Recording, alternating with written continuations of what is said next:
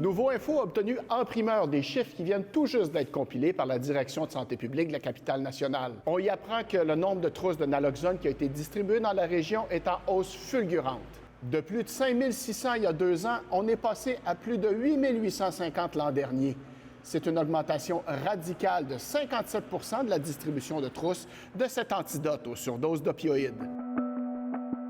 La médecin spécialiste en santé publique Anne-Frédérique Lambert-Sleit croit que c'est un phénomène aussi positif que négatif. Mon hypothèse est que c'est vraiment les deux, là. On a une augmentation de la problématique, mais on a aussi là, une augmentation de la disponibilité de la naloxone. Moi, je trouve ça super qu'il y ait en fait un accès plus grand à la naloxone là, à tout le monde qui en a besoin.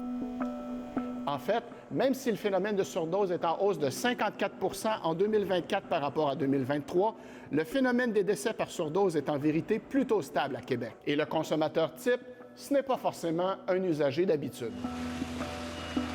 On voit beaucoup aussi de gens, en fait, soit des gens qui se sont fait prescrire des opioïdes pour des douleurs chroniques qui vont glisser à un moment donné vers le marché noir. On peut voir des gens aussi, là, le phénomène, on en a vu quelques-uns dans la dernière année, c'est des personnes plus jeunes qui vont essayer des nouvelles substances, qui n'ont pas de tolérance, donc qui ne sont pas habitués de prendre des opioïdes et donc qui vont pouvoir faire une surdose, en fait, sur ces substances.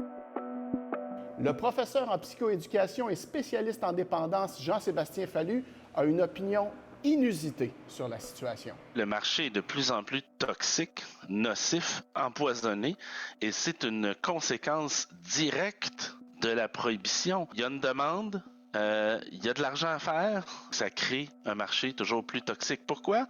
C'est simple, parce que c'est beaucoup plus risqué de trafiquer des poches d'hockey d'héroïne quand on peut trafiquer des éprouvettes de fentanyl. Monsieur Fallu pense que le nombre de décès par surdose pourrait fort bien se mettre à diminuer bientôt, mais pas pour les raisons qu'on pense. Dans l'Ouest canadien, après plusieurs années avec beaucoup de décès, on a vu des données à la baisse dans les derniers mois.